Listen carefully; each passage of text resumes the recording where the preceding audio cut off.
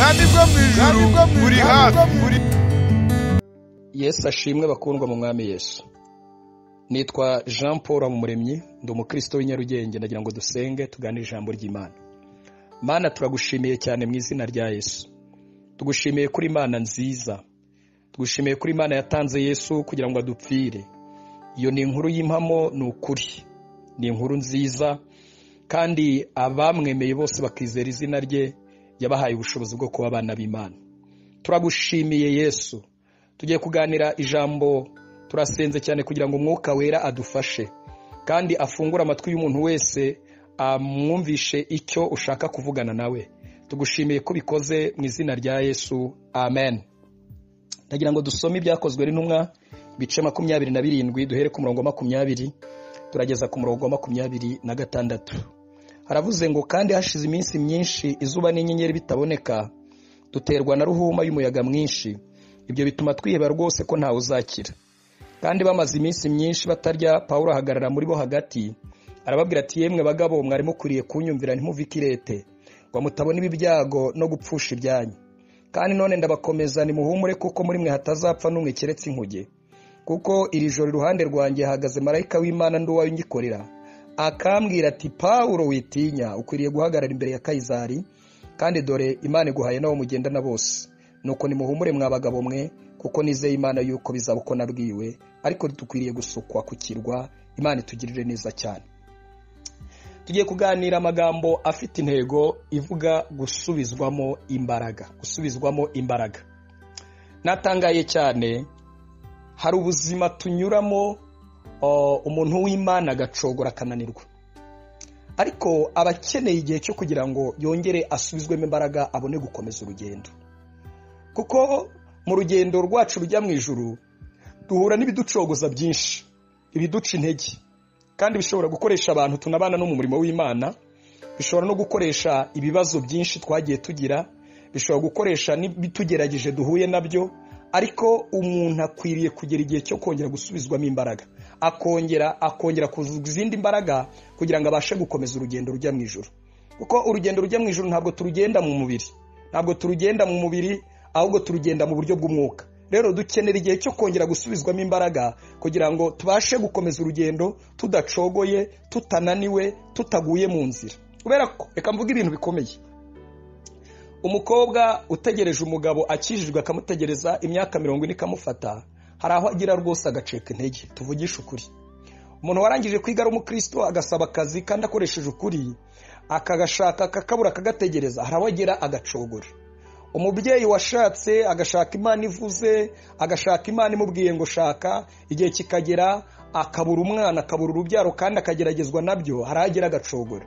Umuhamagaro w'Imana wabubwiriza, wabura umuyobozi wamuvuga butumwa ro tugera, imbaraga zikagabanuka, umuntu agacogora. Rero umuntu akeneye igihe cyo kongera gusubizwamo imbaraga, kandi ndakwifuriza ngo Imana yongere gusubizemo imbaraga mu izina rya Yesu. Aho wari ucogoye, Imana gusubizemo imbaraga. Aya magambo dusomye ni inkuru za Pawulo, ariko afatanije n'abandi bantu bose bagera kuri 276 nkuko ijambo ry'Imana ribivuga. Kandi byarantangaje cyane.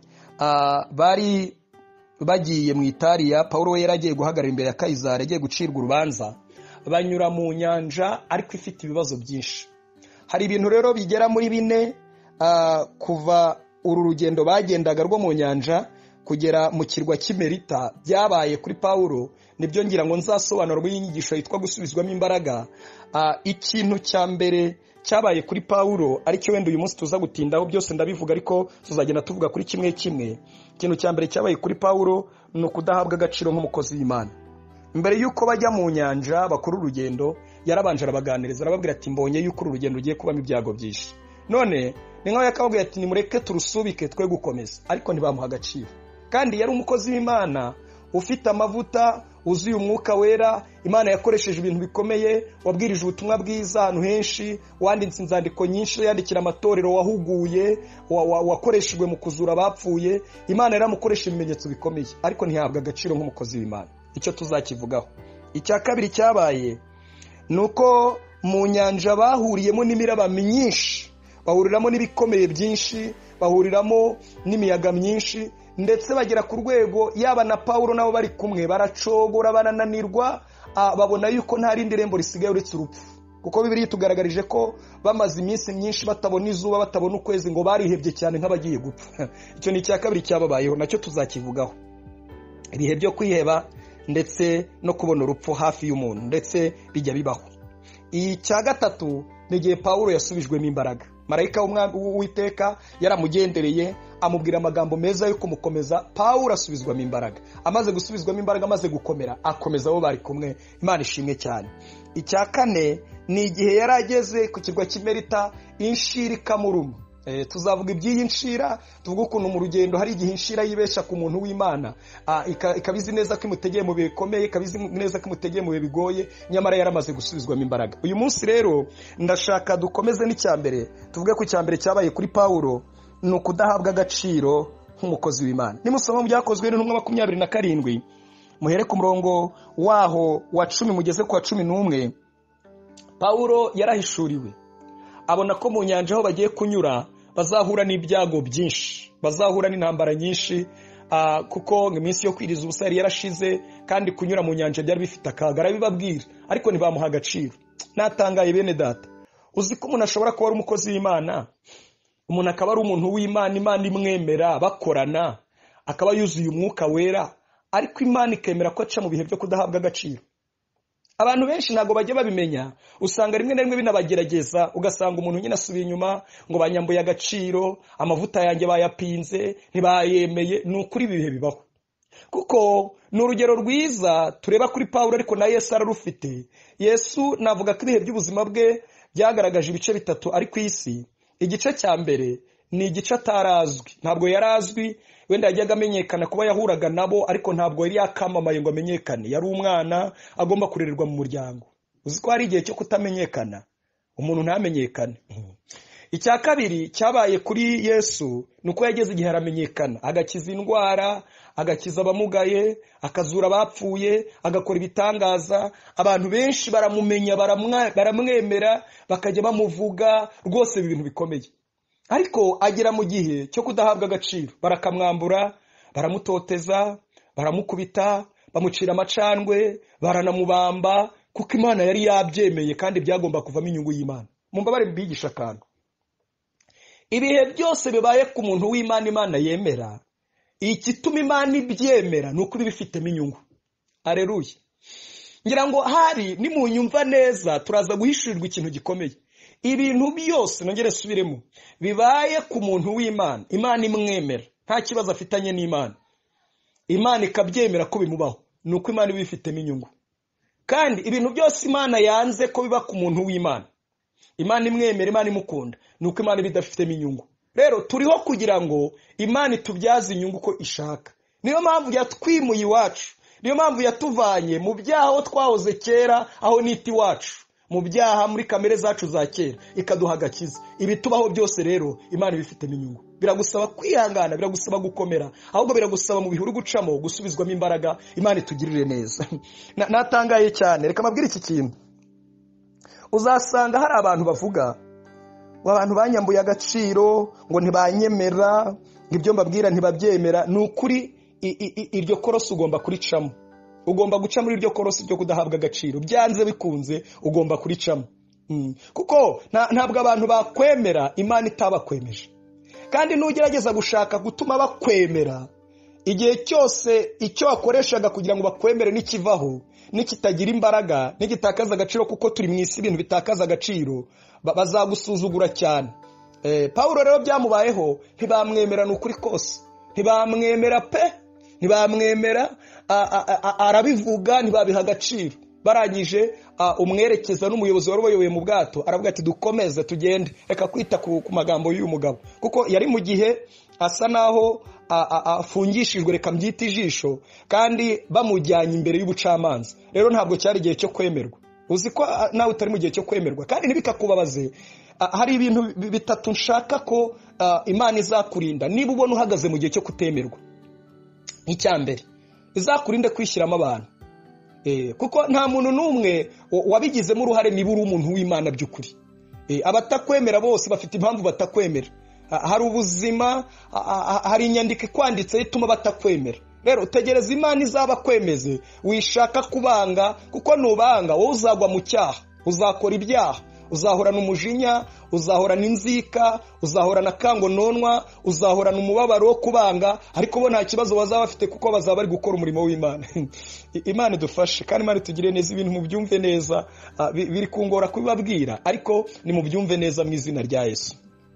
Icya kabiri nshaka kukubwira, nubona uri mu gihe cy'uko ibintu byawe bitemerwa, wicika intege, winanirwa, ureka umuhamagaro, ureka umurimo w'Imana, ahubwo shimishwa cyane nuko urimo ubona ko urimo gukora ibyo Imana ishaka. Wowe komeza gukora ibyo ushaka, wikwita ku mashyi y'abantu, wikwita ko abantu ngo bakakwiye kukwemera cyangwa ntibakwemere. Niba batakwemera, wowe komeza kunezezwa nuko urimo ukora ibyo Imana ishaka, ibyo Imana ikwifuza. Haleluya.